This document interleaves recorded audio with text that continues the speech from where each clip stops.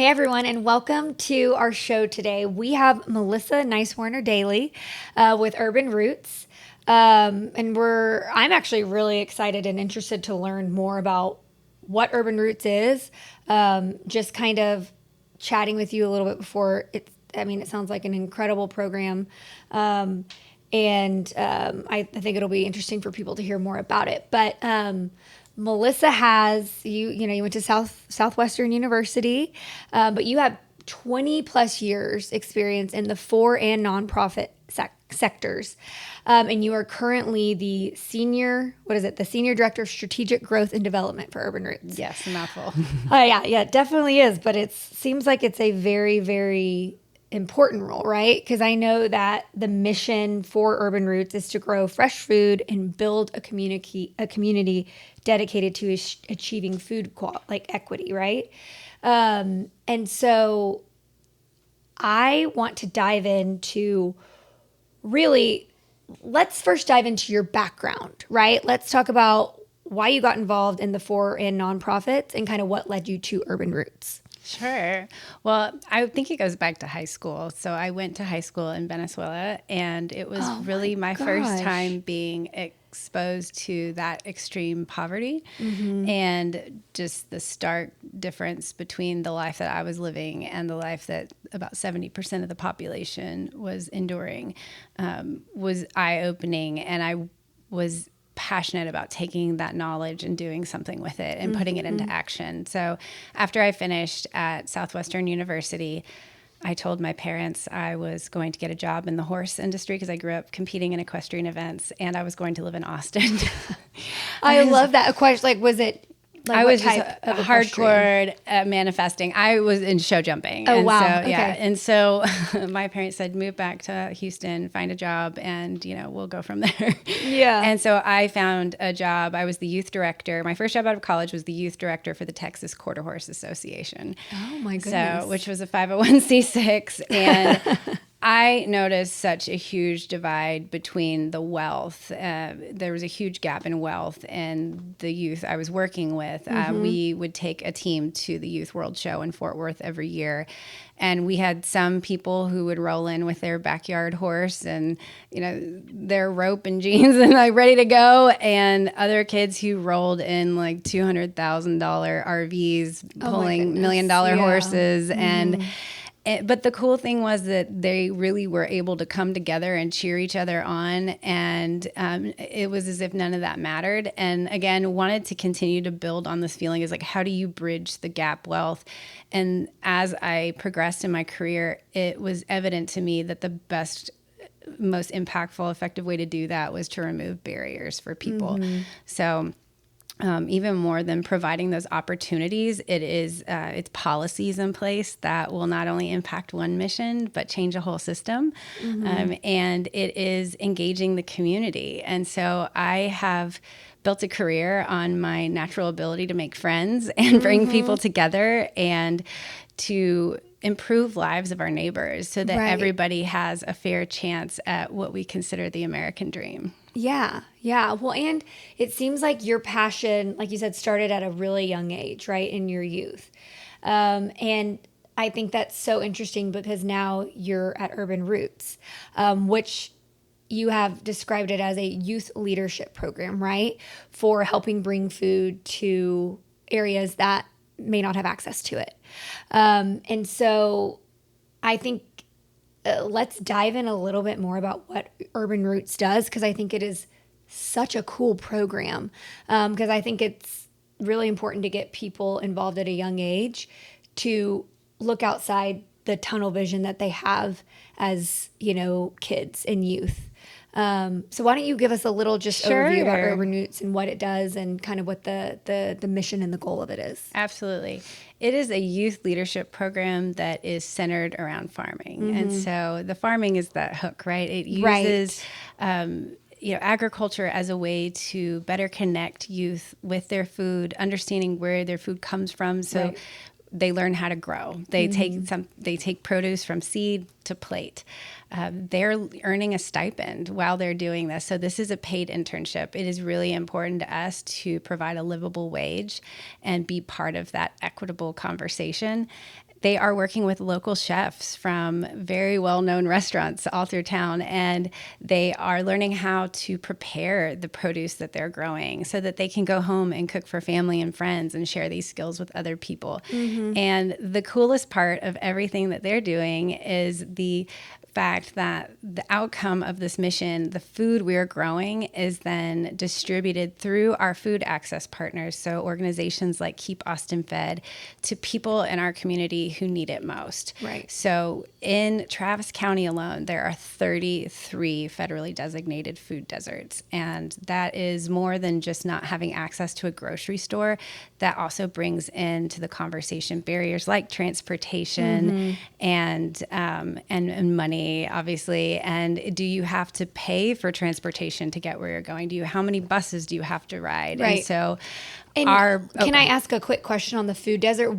Is there a certain proximity? Like, how do they designate it as a food desert? Like, oh, there's X amount of people that have a certain amount of time to get access to food. It's proximity to grocery stores. Okay. It's the resources that you need. And so both of our farms are located in food deserts, and we back up to a Dove Springs community for our South Farm. And so that's a community that we deliver food to. We have a program called OHAS where members from those communities can also earn a stipend and deliver food on their own to their neighbors. Right. And so it's this idea of reciprocity. And that's my favorite thing that we focus on of all the things with our mission, is that it isn't just about giving and serving. It is about creating community. It's about creating this relationship with our neighbors, and so that they feel part of the process and invested in what we're doing and really see the true value we do as well on the other side. So it's really about building that partnership. Right. And that's essentially like your role there is creating those specific types of initiatives, right? My role is to raise money. Well, let's just put it that way. I love it. Because money is the fastest way to influence change. It just truly is. It can motivate and move mountains. But it's also establishing relationships with community stakeholders who can not only help us raise funds for more resources and to be able to reach more people, but to, again, help us with policy. We are a part of the City of Austin Food Plan. And so being able to have a voice at that table and really express the needs that we're seeing on the ground and make sure that those needs are represented in the conversation, and that, again, these policies don't just impact one mission, but all missions serving a similar purpose, and to ultimately ease access for people to get to food. And a lot of that will come through funding through the City of Austin and providing that money for money really does solve a lot of problems. I mean, it can create a lot of problems, but it can help solve a lot of problems. Right. I think if applied correctly, it can alleviate those barriers for sure. Right. So let me take a step back to the youth leadership program. So what kind of youth are you seeing come through to want to be part of this paid internship? I mean, is it people who are wanting to be, maybe they really do have a passion for nonprofit, or they want to be chefs, or what do you see with the kids that are coming through? Or is it just, we want to learn more and we want to have this internship so we can, put it on our resume? Or really, is it like a career path for them? What kind of youth do you see coming to volunteer for these types of things? I love that question. It's a total grab bag, if you will. We have people who show up because they love the farming piece. We have people who want to get paid for a summer job and they are worried about climate change, or there are people who want to learn more about the food system. There are people who want to be chefs. And so the goal is not to create farmers of this program, but rather to create civically engaged people who understand how food is inextricably connected to so many other systems and barriers in our community, and show them that they have the power to have just as pivotal of a voice in our community as an adult would. Right. And I think that's really impactful. Do you also offer this type of opportunity to maybe some of the communities that you are serving? Yes. Youth in those communities, hey, look, we're providing food to you guys to try to create this food equity and food equality, right? But we also want to give you the opportunity to give back to your own community and learn how this works. Yes, one of my favorite stories is we've had a youth go through the program where their mother was also involved with our OHAS program. And she started delivering food to the community that they live in. And really through those connections learned so much about her neighbors. And in particular, there was one who reminded her very much of her mother who had passed back in Mexico and had Alzheimer's. And it's just, again, it is so much more than food, right? It's being able to connect with people on a level that otherwise we just wouldn't have access to. We see that food is a binding force. It's something that brings people together. You gather around a table, and our concept of building this longer table and just really adding more people to the richness of the community we're building. I love that. And so how long is this youth leadership program? Like if someone wanted to do it, is it a 6-month? Is it a summer program? Could you, any details about kind of, how long the program is for youth to get involved? High school, anyone in high school can apply. This is a summer program. And, we were talking about diversity of what attracts people to the program. It is the most diverse group of youth I've ever encountered. And the beautiful thing is that because we've created space for this diversity, it is now it's begun to feed itself. And so people see themselves represented in this program, and we continue to recruit a very diverse group of some kids from Westlake, some kids, who are on free and reduced lunch. There's just, such a variation of backgrounds and skill sets and lived experiences. So, and I think that's also part of the education is bringing that diverse group together to work alongside each other for a common goal. Yeah. Well, and I think too, like food is something we eat every day. You don't think about it, you grab something out of your cabinet or you look at what you have in your cabinet. You don't think about it when it's easily accessed for you or it's just there, right? So I think it's really important because getting a kid, that might have the means and have the things necessary to throw away a full plate of food if they didn't want to eat it that evening, to come out and say, oh my gosh, like the things that get put on your plate, like the value of it to us and the value of it to someone who may not have access to it. I just think creating that connection is so big. And the price of groceries is the equalizer, right? I mean, maybe kids don't realize it, but any parent shopping at the grocery store right now, between inflation and shrinkflation, and I haven't had a bill under $350, when I'm, and you still, H-E-B has great prices. We love H-E-B, but it is very expensive. And a lot of what we think of when we think of hunger is someone on the streets, like without food. I mean, starvation is one thing, but there are many families where parents are having to forego dinners to make sure that their kids have enough to eat, that they're still in what we would consider quote unquote stable housing, but food is a scarcity. Right. And so a lot of this happens behind closed doors, and we want to be able to reach as many people with culturally appropriate foods. There's a lot of people too who immigrate to Texas who may not have access to fresh foods that remind them of home and make them feel more a part of this community. So it's also important. I think equity is really meeting people where they are. So being able to say, you're from Pakistan, like what would you love us to grow that you miss? And it's like eggplant, we love eggplant. We use eggplant a lot in our food. And so it's being aware of that and responding to those needs and making them feel more a part of our community. Right. And that's one thing that you have mentioned, creating stronger communities with food, right? So what do you think your short and long-term solutions are for that? I mean, we've kind of touched on it a little bit, but, you're creating the food, right? You're growing the food and you're providing it to communities that may not have access to it. And the type of food you're growing is hopefully like you have like non-chemicals in it, et cetera, et cetera. You call it regenerative farming. But is the goal to the long-term solution to be able to create more?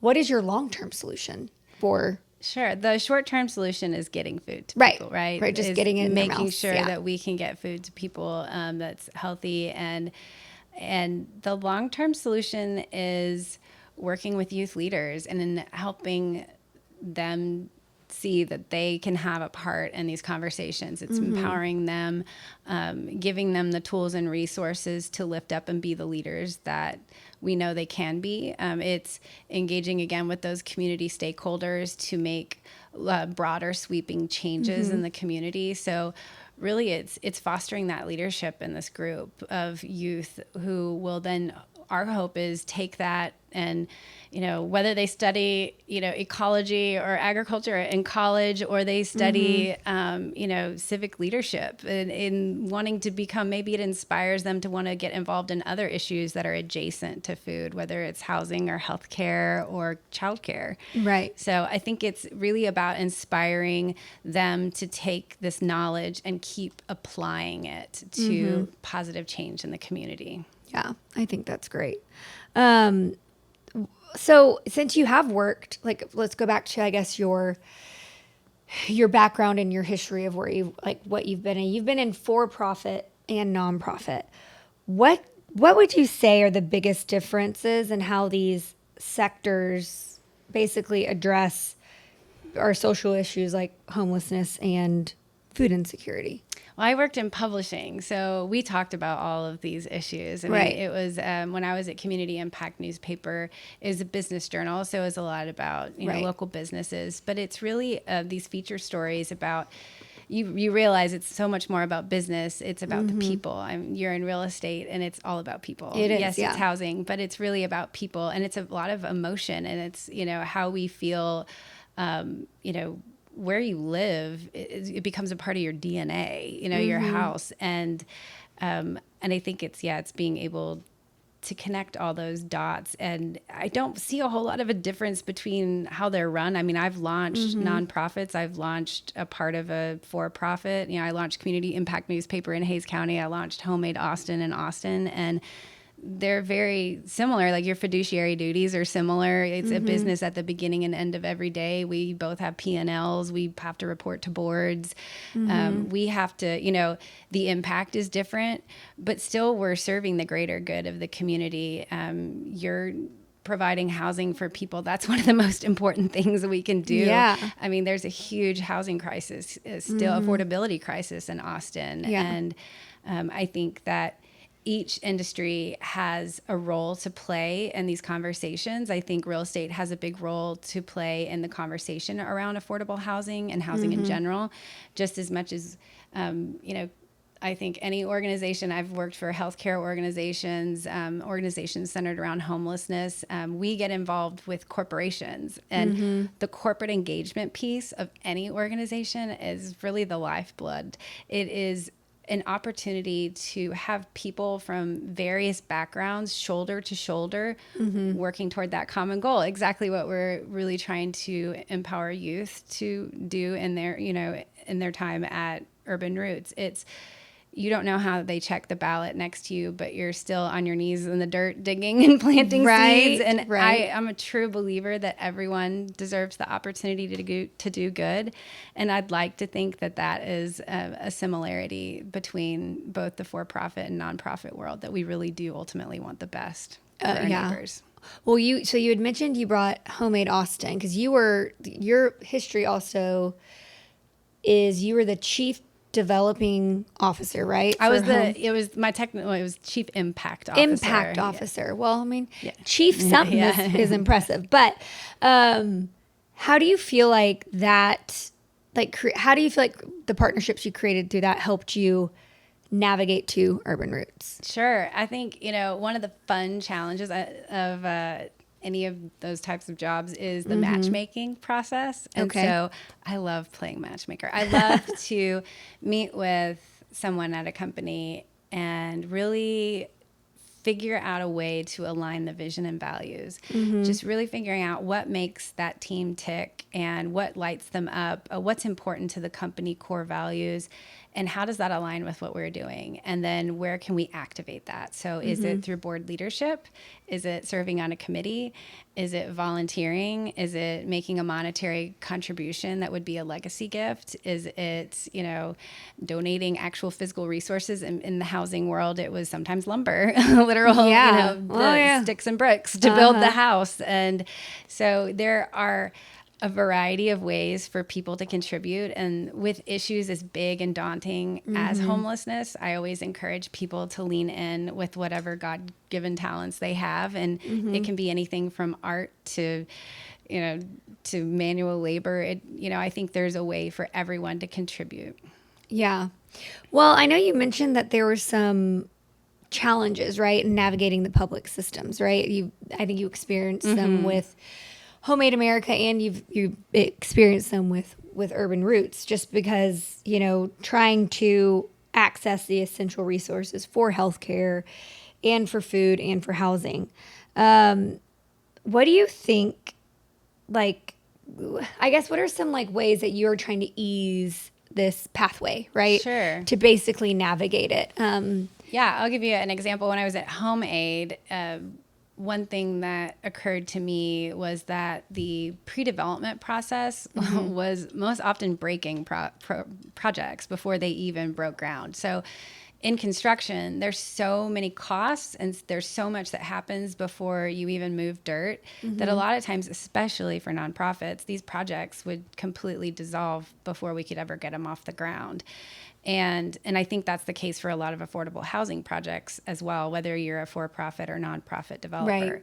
So it was, I was given the opportunity to present to council, and I've also spoken on panels for the Urban Land Institute, and saying that the easiest way to bring affordable housing online, through these local municipalities, is to waive fees like permitting fees and impact fees and mitigation fees, which can, amount to hundreds of thousands of dollars. It's easing the permitting process so that if you come to the city and say, this project is considered affordable housing or this is supportive housing, that they will help expedite your permitting process, because nonprofit projects get lost in a permitting hole just like for-profit projects do. And so again, it's removing those barriers. And it's presenting this to community stakeholders in a way that is empowering and manageable, to say that here's some low-hanging fruit that you can easily, some barriers that you can easily remove so that we can see this progress happening. And this not only impacts one mission, but it impacts Mobile Loaves and Fishes, Foundation Communities, Habitat, anyone doing similar work. Well, and it's cool because if you can create that sort of, let's say, value add for the nonprofit by getting the city of Austin to say, hey, listen, we'll waive these fees, right? Then it could be basically a business model for Dallas and Houston. And you basically can start having it spread like wildfire, because you are right. With what we are experiencing with, the housing crisis, with affordability, at the end of the day, if they can create homes for people to be able to live affordably, because we're not just talking about, I think sometimes people in their mind think, oh, like you said, people on the streets. And it's going, no. We're talking about the people who drive our children's buses, the people, the teachers that work in our schools, being able to provide affordable housing for them to be able to work and live and still have a decent life, you know what I mean? And be able to provide education to our children and driving buses for our children. So, I think it is a lot bigger of a mission, and I think it's awesome that you guys are trying to break those barriers. I really hope that you get there with the city of Austin and breaking those barriers down, because city of Austin, you can be pretty difficult when it comes to permitting. There's a great book by Matthew Desmond that just came out called Poverty by America. And, in summary, saying that the reason it's so hard to solve for poverty is because we all gain so much from it. And that we've created these societies where we have private opulence and public squalor, so that everyone with the means to do so can live in gated communities, for example, and those who are left behind are left with public transportation, public schools that are falling apart, all these public resources that are being devalued and disinvested. And so it's how do we kind of break down some of those walls? And it's all about, as Brian Stevens says, the proximity to the problem. And it really is, the closer you get to the issue, the more you realize how human and relatable it is, and how within reach these solutions can be. We've just made it so complex to solve them. We've created these barriers because we do gain a lot from poverty. And so it's being able to remove those barriers together so that everyone understands I think the communal benefits of equity. Yeah. Well, and I think people make these sort of social issues a lot more complicated than they need to be. I think people think, oh, well, you have this, like, you've worked hard for it. You can't have this because they don't have this. And it's going, no, this is about creating a common ground. This is be able to provide access to things that are so necessary. And it's not, I think what people like sometimes get in their head is that by creating these sort of like breaking down these barriers and creating these opportunities to provide food to certain communities that may not be able to access it, you might be solving a lot larger problem than just not having food, equity in that, right? I think you're solving problems of people feeling like they have to, go out and steal for food or do other things, right? I think you're solving a much bigger problem with just by providing food to people, right? And I think that's a huge, huge, huge impact. So I think it kind of goes bigger than just getting food to the necessary areas and being able to, because that's the immediate solution, that's right? the immediate solution, which is important. Is so important, right? But I think you also are picture. creating a longer term solution to where you might be solving more problems than just a lack of food, right? Or a lack of access to food. It's a lack of connectedness too. Right. I think there's a loneliness epidemic that has come out of the pandemic. I think it started with the pandemic, and we've noticed culturally that it's harder to get people together physically, that we've forgotten what it means to be together. It's hard to get people to come into the office, it's let alone stand together on a farm, Right. And so I think once we can, that's also a barrier though, is that connectedness piece. It's that we can do these things in silos, but they're not going to be effective. Right. In order to make lasting change, these are community problems that require community solutions. Hey, I'm Brandon Sparks with Nautilus Lending, based right here in Central Texas. We're a full-service mortgage operation and brokerage, serving Greater Texas as well as Florida and Tennessee. One of the greatest things about our shop is our ability to facilitate creative financing. What that means is that anything legally possible, we can get it funded. You want to find out more? Reach out to us, www.nautiluslending.com. That's www.nautiluslending.com. One of the things that is powerful is I think about my grandfather was a farmer in Kansas, and he lived to be, 96. I mean, but he worked on the farm till he was 90. And it was this whole, I think you go back to going out, hard work, right? He's planting his soybeans, he's planting his wheat, he's planting all the things that of course they sell in order to create their livelihood. But teaching the younger generations about that hard work where you're basically putting hand to ground, physical work, to where I feel like that's been lost a lot in our youth, right? Like actually physical labor of creating value, and not just for the youth that, might be privileged, but also for the youth that, we are providing these food and resources to.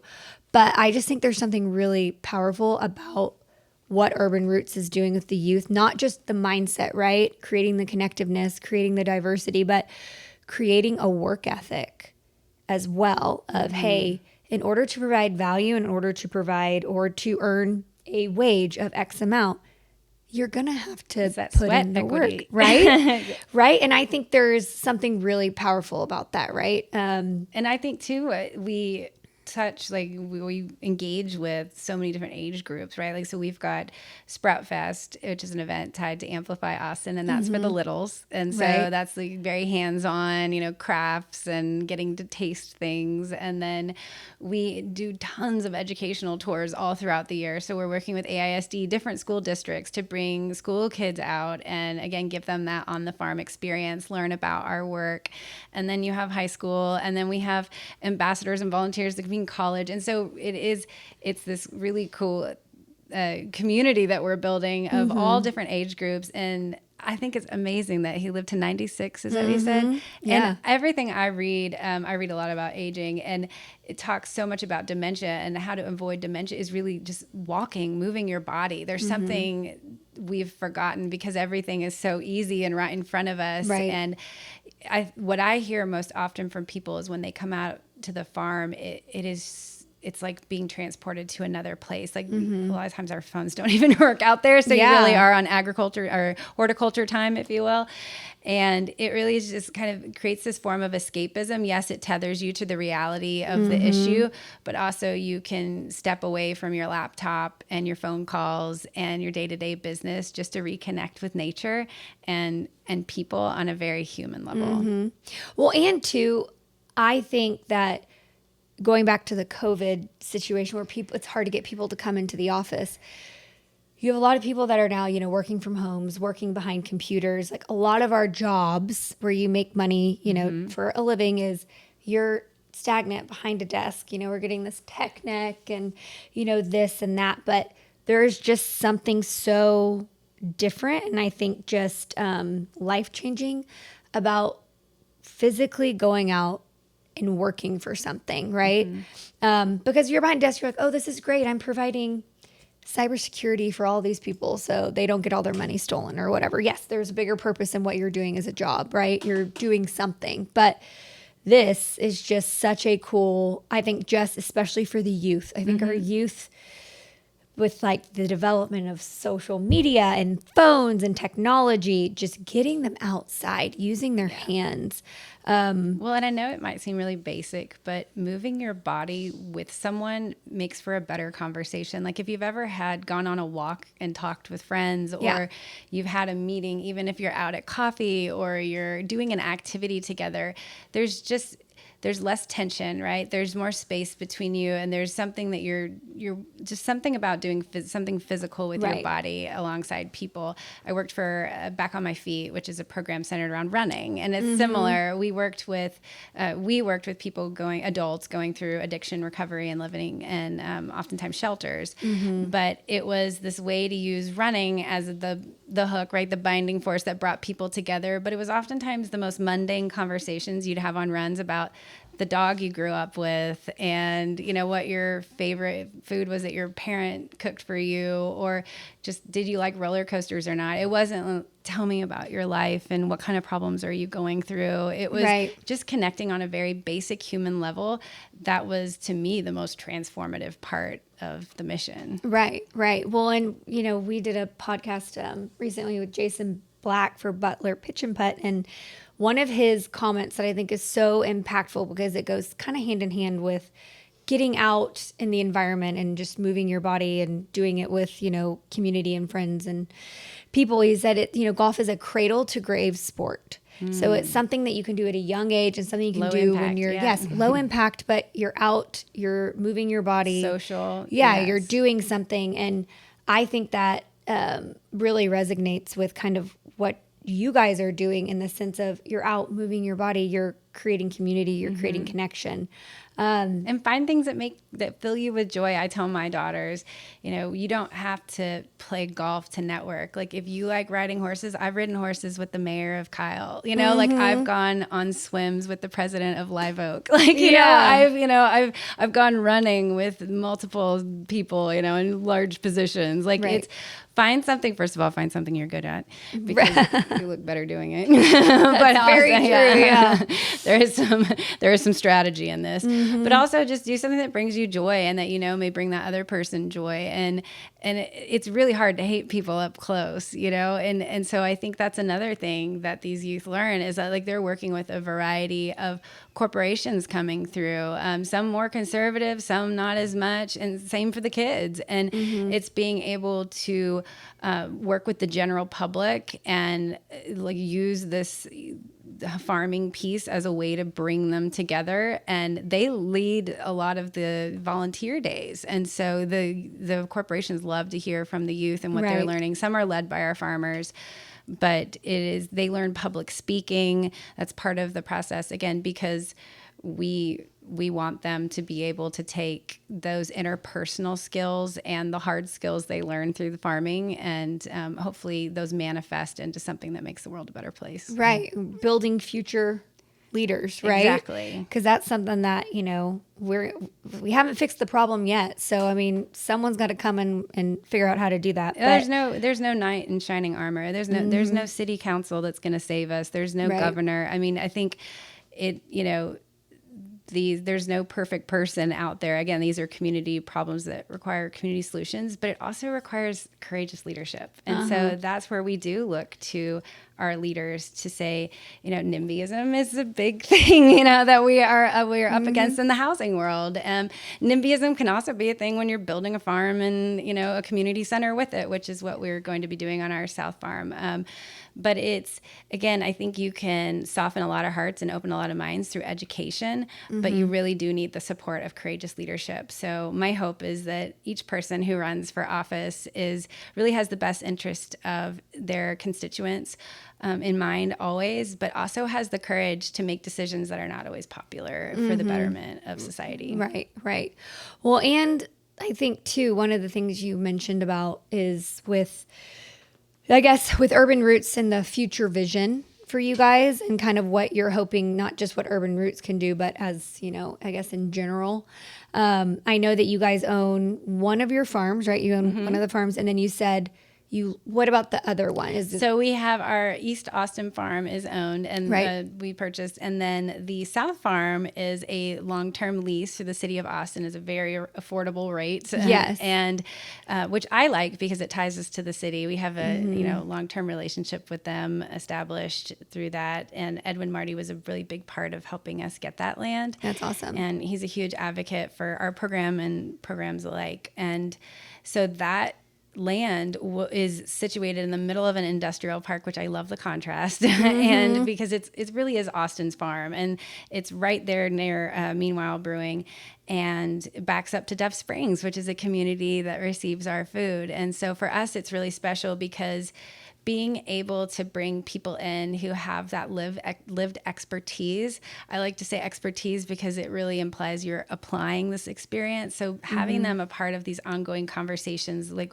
what is the best application of this land? Like how should we best utilize this building? How can we incorporate the community into maybe a farmer's market that we hold on site? Or, are there volunteer opportunities for them to come out and work on the farm? Ways to earn the stipend through delivering food on their own. So again, just making this something that is more sustainable long-term through the support of the community. Yeah. And so do you have a future to open or buy another? I'm so glad you asked. The South Farm is but a blank canvas right now. Yes. So we are growing food out there, but there is a growth campaign. And so we are looking to build a commercial building out there for our hub. Okay. We want this to be a space of convening where we can bring in community stakeholders for educational seminars. We have our own teaching kitchen so that our students can cook on site with chefs and have their demonstrations on site. So really co-locating all of these resources onto one farm so that it's more convenient, it's easier. We're using our resources more wisely, and it's a more concentrated way of bringing people in from the outside. I love that. I think it's so powerful. And I love that I think the biggest thing is the connection that you're creating. Yes. And awareness, right? To different groups of people, you're creating that diversity, but you're bringing them together. Yes. And I think what Urban Roots is doing and other organizations like it is so powerful.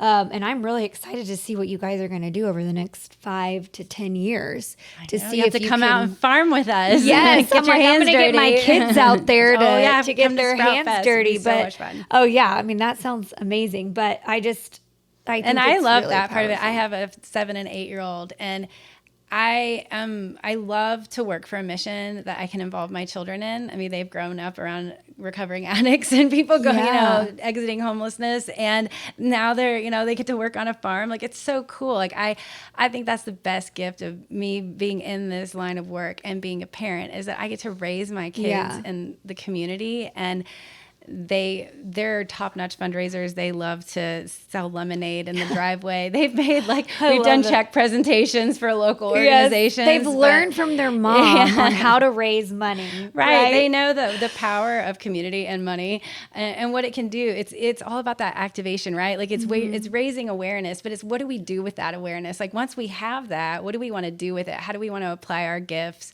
to mobilizing this awareness? And it needs to be done in a way that brings people together. It can't be in a way that alienates people or makes you feel like the enemy. It can't shut people out. I sometimes see people engaging in that type of dialogue, and it doesn't do any good. It doesn't move. It doesn't move a movement forward. Right. So it is.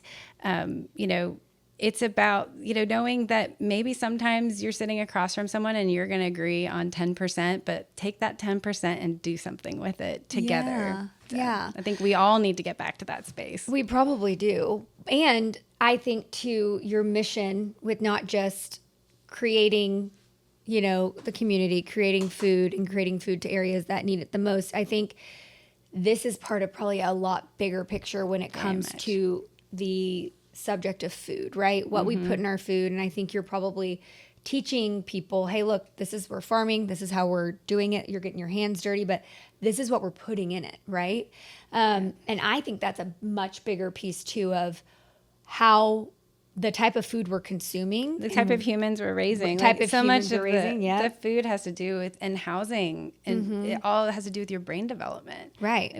Did you grow up in a stable environment? Did you have access to healthy foods? I mean, that all, it plays such a role in the nature and nurture piece of raising a child. Right. Well, and too, like what you're putting into your body and what it's that food and what's going on to that food, what that's doing to your body, which I think is a whole nother conversation. But I just think this piece is such a integral part of something that could be a much bigger conversation. You right? can talk about gut health and soil health all day. Oh, yeah. How similar they are. How similar it is, right? And then we talk about big pharma, which I won't go into that, but let's talk about what people are putting in their bodies, right? I mean, there is a reason why you look at homelessness and access to food and affordability, and you see health issues, right? Because of they can only afford a certain type of food that might have all of these different things in it because it's cheaper to basically create that food group. I had a client one time tell me I'd never eaten 2 cakes in one day until I lived a shelter. Like, I was like, eating 2 cakes. She's like, oh yeah, you get so much processed food. Right. And so you're right. It's really about like what we're putting in our bodies, what we have access to that can really shape how our brain functions and the decisions we make. It impacts everything. It impacts everything. So I just think this is a really cool, nonprofit that y'all have created here in Austin. And I really hope that the future of this just really spreads like wildfire, because I think it's amazing. I'm like, I want my kids to go out there and start planting food. Well, it's becoming more and more of a, oasis as we develop and further out. So it is really something special for Austin. And I love that we'll always have that in the community, and it is so accessible. So thank you for providing the space for this conversation. Of course. I hope to see you out in the field. Yes, I would love to come out there and get my hands dirty. I think it'd be amazing. But I just think your grandfather would be so proud. He would be so proud for sure. But I think that everyone needs to know about this. I think that if you have volunteer opportunities, I hope people go out there and kind of just get involved in it, because I think sometimes your eyes aren't open until you're in that environment. So I just really love what you're doing, and I'm thankful for you coming on the show. And if you don't know about Urban Roots, everybody go out there, take a look at it, and go get your hands dirty. That's if you want to volunteer. Come join us. Yes. We grow together. That's yes. what we say. Oh, I love that. Well, thank you, Melissa. This was great. And I hope everyone enjoyed the show today. Thank you for listening.